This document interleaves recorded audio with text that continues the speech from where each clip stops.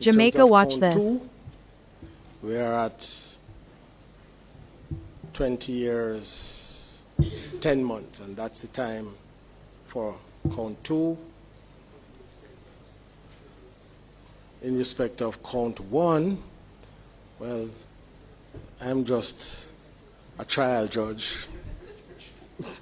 I am not at liberty to ignore the words of the parliamentarians, and they have indicated that there is a minimum and a maximum, and they have indicated that the minimum is 20 years, maximum is 25. So again, a guilty plea is of inherent value, whether it shows remorse or not. At least that's my view. And so I can't go below what Parliament has said.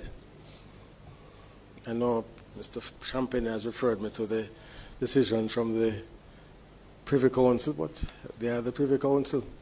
So I think that it would be improper of me to do that, not because counsel is inherently wrong, but I think it is something that deserves full argument, that all the circumstances surrounding the legislation and so on, and all the relevant case law has been examined. It's very difficult to do that in the context of sentencing, and unless it's a clear authority from our Court of Appeal or the Privy Council to that effect.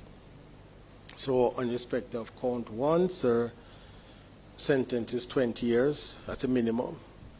So, the other principle of sentencing is that sentences arising out of, offenses arising out of the same factual circumstances are to run concurrently unless there is some good reason not to do so.